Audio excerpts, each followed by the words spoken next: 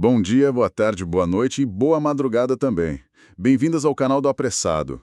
Hoje a gente vai mergulhar num tema que, olha, mexe com a imaginação. A contagem regressiva para o retorno de um velho conhecido dos céus, né? O cometa Halley. A volta dele está prevista para 2061. É um desses eventos que fazem a gente se sentir conectada com algo, assim, muito maior, sabe? Pensa só, um viajante do espaço, que leva uns 76 anos mais ou menos para dar a volta no Sol e tá vindo visitar a gente de novo. E o mais doido, acho, é que para muita, mas muita gente mesmo que está ouvindo agora, essa passagem de 2061 vai ser provavelmente a única chance de ver o Halley brilhando lá no céu a olho nu. É quase um encontro marcado com a história, né? Mas calma, segura a ansiedade que os detalhes de como ver, quando ver, a gente já explora. Ok, vamos desvendar isso. Por que esse cometa, especificamente o Halley, é tão famoso? Tem tanto cometa por aí, né? É uma ótima pergunta para a gente começar. O Halley tem mesmo um lugar especial, tanto na cultura popular quanto na ciência. E, bom, isso é por uma série de motivos. Ele é o que a gente chama de cometa periódico, né? Tem uma órbita certinha, que traz ele de volta para perto da Terra em intervalos, digamos, regulares. No caso dele, essa regularidade é de mais ou menos 76 anos, varia um pouquinho. Mas o que faz ele ser diferente mesmo é que ele é o único cometa de período curto que a gente conhece que é brilhante o suficiente para ser visto a olho nu, de forma consistente. Quer dizer, teoricamente, se alguém viver bastante, pode até ver 2 vezes. Essa visibilidade e essa coisa do período dele ser meio que numa escala humana, né, fizeram dele um marco no céu ao longo dos séculos. Ele não era só um brilho perdido, era um visitante que voltava. E essa história é longa mesmo. Não é coisa de séculos, é de milênios, certo? Parece que o pessoal já via o Halley muito antes de fazer ideia do que era aquilo. Exatamente. Os registros são, assim, incríveis, passam por várias civilizações. A primeira observação que a gente tem como confirmada vem lá da China, de 240 a.C.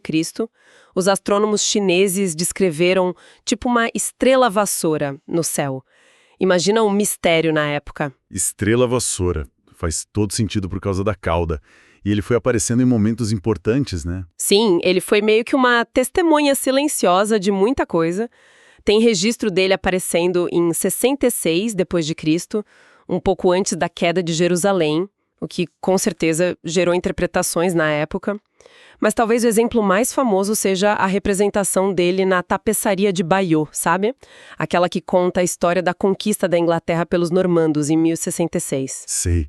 Ele tá lá na tapeçaria. Tá lá, voando sobre o rei Haroldo. Foi interpretado como um mau presságio antes da Batalha de Hastings. É impressionante ver isso. Caramba, como um objeto no céu acaba se misturando com a história humana, ganhando significados, mas a gente só foi entender ele cientificamente bem depois, né? Com gente como Kepler e, claro, o próprio Edmund Halley. Isso, o pulo do gato veio com a ciência mesmo. O Kepler observou o cometa em 1607, e aí que entra o Edmund Halley. Ele viu a passagem de 1682 e olha só, usando as leis da gravitação do Newton, que tinham acabado de sair do forno, ele teve uma sacada genial. O Halley comparou as órbitas que tinham sido calculadas para os cometas de 1531, 1607 e esse de 1682.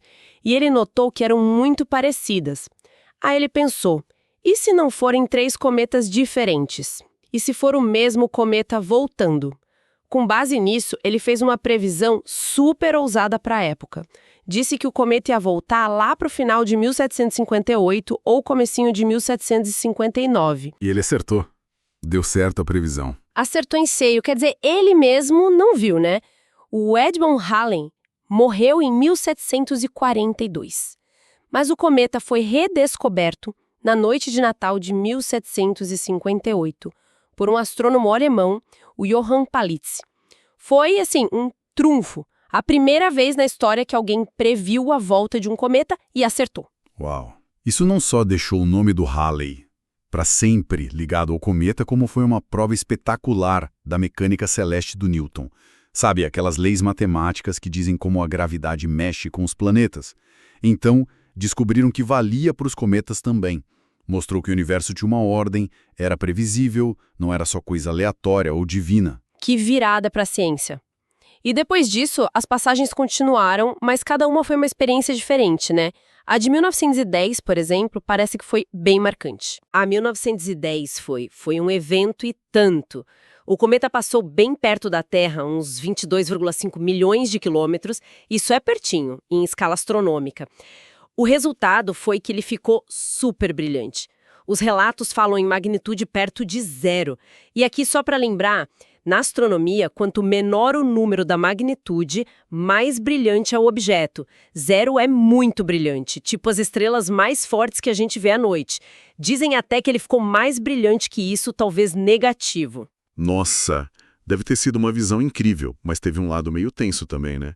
Ouvi falar de pânico e tal. Teve sim, foi um misto de fascínio e medo. Os astrônomos descobriram com a espectroscopia que tinha gases na cauda do cometa, tipo cianogênio. E cianogênio é tóxico. Só que, assim, a quantidade era mínima e a forma como a Terra ia passar pela cauda não oferecia perigo nenhum. A atmosfera protege, a densidade era baixíssima, mas a notícia vazou de um jeito meio sensacionalista. Imagino a confusão. Em 1910, sem internet, mas com os jornais querendo vender. Pois é, apareceu gente vendendo pílula anticometa, máscara de gás, até guarda-chuva protetor. Teve gente que lacrou janela, um certo pânico em alguns lugares. Foi um fenômeno social bem interessante. Mostra como o medo do desconhecido e a desinformação podem gerar essas coisas, mesmo diante de um show da natureza. Mas para quem viu sem medo, foi inesquecível. Que diferença para a passagem seguinte, em 1986. Eu era pequeno, mas lembro da expectativa e depois daquela sensação de... Ué, cadê? Parecia que todo mundo esperava algo como 1910 e, bom, não viu quase nada. Essa é uma memória bem comum para quem viveu essa época. A expectativa era enorme, né? Muito por causa das histórias de 1910 e da cobertura da mídia que foi gigante. Só que as condições da órbita em 86 não ajudaram. O cometa passou bem mais longe da Terra, mais de 63 milhões de quilômetros, quase 3 vezes mais longe que em 1910. E isso derrubou o brilho, imagino. Exatamente. O brilho máximo ficou ali por volta da magnitude +2. Lembra? Número maior, menos brilho. +2 dá para ver a olho nu se o céu estiver bem escuro, mas é comparável a estrelas normais, tipo as da Ursa Maior. E além da distância, a posição dele em relação ao Sol e à Terra também não foi das melhores.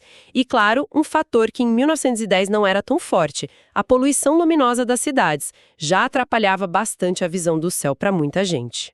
O resultado foi uma aparição meio apagada para o observador comum. Foi uma decepção geral, então. Mas para a ciência foi o contrário, né? Totalmente diferente. Se para ver foi frustrante, para a ciência foi uma revolução. Foi a primeira vez que a gente mandou naves espaciais para encontrar um cometa de perto. Teve a tal da Armada do Halley, um esforço internacional com sondas da Europa, ESA, da União Soviética, do Japão. Foi bem legal. E o que elas descobriram de tão revolucionário? A sonda Giotto da ESA foi a estrela da festa. Ela passou a só uns 600 quilômetros do núcleo do Halley e mandou pra gente as primeiras fotos diretas do núcleo de um cometa. Aí a gente viu que não era uma bola de gelo sujo lisinha. Era um corpo escuro, todo irregular, com formato meio de batata, sabe? Ou amendoim, com uns 15 por 8 quilômetros, e era muito, muito escuro. Um dos objetos mais escuros do sistema solar. Ele reflete só uns 4% da luz do Sol. Mais escuro que carvão. E por que tão escuro assim? A gente acha que é por causa de uma crosta de poeira e uns compostos orgânicos complexos que se formam na superfície. Quando o gelo esquenta com o Sol, ele vira gás direto, né? Sublima. E essa crosta fica. As fotos também mostraram jatos de gás e poeira saindo de pontos específicos, não da superfície toda. Essas missões mudaram tudo o que a gente pensava sobre como os cometas são. Confirmaram a ideia da bola de neve suja, mas mostraram que era bem mais complexo. E esse conhecimento de 86 é chave para o que a gente espera aprender na próxima visita. Aqui é que fica realmente interessante. Porque essa próxima visita, 2061, está prometendo ser bem diferente da última. Quase uma chance de tirar a má impressão de 86, né? Olha, as previsões para 2061 são, sim, bem animadoras. Vários fatores da órbita, da geometria, vão estar a nosso favor dessa vez. A grande diferença de 1986 é que na hora da maior aproximação, a Terra e o Halley vão estar do mesmo lado do Sol. Isso, assim, melhora muito as condições para a gente ver. E na prática, o que isso quer dizer para o brilho? Que é o que todo mundo quer saber. Quer dizer que o brilho pode ser bem maior. As estimativas que a gente tem agora, baseadas nos cálculos da órbita e em como o cometa se comportou antes, indicam uma magnitude aparente máxima perto de menos 0,3. Menos 0,3. Isso é mais brilhante que aquele zero de 1910 que você falou. É um pouquinho mais brilhante, sim. Lembra da escala. Números negativos significam ainda mais brilho. Com menos 0,3, ele ficaria entre as coisas mais brilhantes do céu à noite. Mais brilhante que estrelas super famosas como Vega ou Arcturus. É um salto enorme comparado com o Plus 2 de 1986. Poxa, com esse brilho todo, o que daria para esperar ver? Daria para ver das cidades. Com magnitude menos 0,3, a expectativa é que o Halley seja visível até de cidades com poluição luminosa moderada. Claro que num céu bem escuro, a visão vai ser sempre muito melhor, né? Mas a olho nu, além daquele ponto brilhante do núcleo que a gente chama de coma, a gente deve conseguir ver bem a cauda. Talvez até as duas caudas, a de poeira mais curvada e amarela e a de íons mais retinha e azul, principalmente longe das luzes. Com binóculo ou um telescópio pequeno, então, a visão da coma e do comecinho da cauda deve ser bem mais rica. Seria potencialmente um show bem mais parecido com o que se esperava em 86 e talvez até comparável a 1910 no impacto visual. Isso é fantástico. Mas essas previsões de brilho, elas são 100% garantidas? Ou tem alguma chance de não ser tão bom assim? Ótima pergunta, para a gente manter os pés no chão. Prever o brilho de cometas sempre tem uma incerteza. Cometas são, assim, meio imprevisíveis por natureza. A atividade deles, quanto gás e poeira eles soltam, pode variar. Se acontecer um outburst, que é tipo uma explosão de material, ele pode ficar ainda mais brilhante por um tempo. Por outro lado, se ele estiver mais quietinho, o brilho pode ser um pouco menor. A órbita a gente calcula muito bem, mas o comportamento do cometa em si é a grande variável. De qualquer forma, a posição favorável em 2061 é um ponto muito forte para uma boa visibilidade. Entendi. Então tem a promessa, mas com aquele porém da natureza dos cometas. E as datas? Quando é que a gente tem que marcar no calendário para olhar para o céu em 2061? As já estão calculadas com bastante precisão. O periélio, que é o ponto da órbita mais perto do Sol, quando o cometa geralmente fica mais ativo, está previsto para o dia 28 de julho de 2061. E a aproximação máxima da Terra deve acontecer logo depois, no dia 29 de julho de 2061. Um dia depois, bem juntinho. Sim, essa proximidade entre o periélio e a maior aproximação da Terra é parte do que ajuda na visibilidade. Mas é importante dizer que o cometa não vai ser visível só nesses 2 dias, né? Ele deve ficar visível a olho nu por várias semanas, talvez até meses, antes e depois dessas datas. Conforme ele se aproxima e depois se afasta do Sol e da Terra, a gente vai ter uma janela boa para observar. E o lugar? De onde vai ser o melhor camarote para ver essa beleza? E aqui vem a melhor notícia pra gente. Tudo indica que o hemisfério sul vai ser o grande sortudo para ver o Halley em 2061. E o Brasil, especificamente, vai estar numa posição excelente para acompanhar tudo. Sério? Que sorte a nossa! Caramba! Por causa da inclinação da órbita e da posição da Terra, o cometa vai estar mais alto no céu e vai ficar visível por mais tempo para quem estiver ao sul do Equador, bem na época de maior brilho. Claro que os detalhes finos, por qual constelação ele vai passar, os melhores horários, que provavelmente vão ser antes do amanhecer ou logo depois do pôr do sol, isso tudo vai ser ajustado conforme 2061 for chegando. Mas a tendência geral é essa. O show principal vai ser aqui no Hemisfério Sul. Pessoal, se estiverem gostando dessa conversa sobre o futuro encontro com o Halley, por favor, compartilhem o canal e deem o like. Ajuda muito. E olha, além do espetáculo visual, a passagem de 2061 vai ser outra oportunidade científica muito importante. Pensa na tecnologia que a gente vai ter daqui a quase 40 anos. Telescópios muito mais potentes aqui na Terra e no espaço, quem sabe até novas missões espaciais. a gente vai poder estudar o Halley com um nível de detalhe que nunca tivemos. E o que os cientistas querem descobrir de novo? A gente já não aprendeu bastante em 1986? Aprendemos muito, mas cada visita é uma chance de aprender mais. A gente quer entender melhor como a atividade do cometa muda com o tempo, sabe? Como a composição química dele, bem detalhada, reflete as condições lá da nébula solar, onde ele nasceu mais de 4,5 bilhões de anos atrás. Cometas são tipo umas cápsulas do tempo. Estudar os gases e a poeira que ele solta dá pistas diretas sobre os ingredientes que formaram os planetas, inclusive a Terra. Talvez dê até para mapear melhor como é o núcleo por dentro, ou entender melhor aquela crosta escura. Cada visita é uma chance de refinar nossos modelos sobre como o sistema solar se formou e evoluiu. Aliás, só uma curiosidade, um marco importante na viagem atual dele aconteceu não faz muito tempo. Em 9 de dezembro de 2023, o Halley chegou no Afélio. É o ponto mais longe do Sol na órbita dele, a quase 5,3 bilhões de quilômetros daqui, bem depois de Netuno. Naquele momento, ele meio que fez a curva e começou oficialmente a longa viagem de volta rumo a 2061. Que legal pensar nisso. Ele já está vindo, então, recapitulando bem rapidinho. Cometa Halley, esse ícone do céu, com seu ciclo de uns 76 anos. Depois de uma visita meio tímida em 86, a promessa para 2061 é gigante. Uma aparição que tem tudo para ser espetacular, muito mais brilhante, e com o Hemisfério Sul, Brasil junto, no melhor lugar para assistir. Se a gente conecta isso com um quadro maior, a gente percebe como esse evento é especial na nossa escala de tempo, né?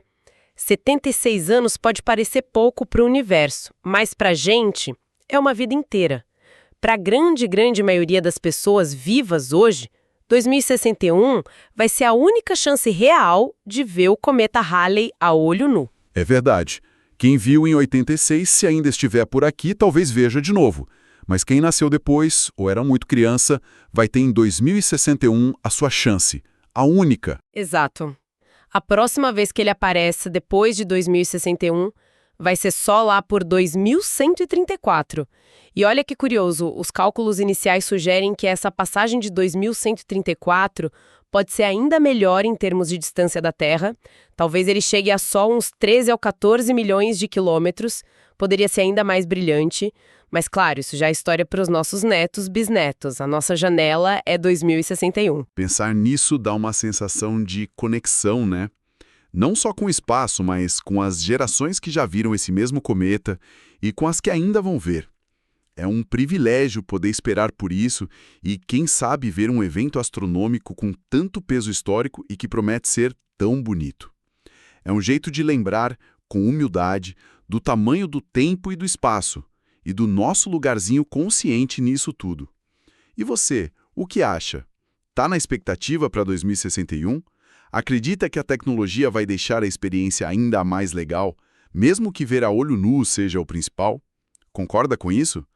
Dê sua opinião nos comentários.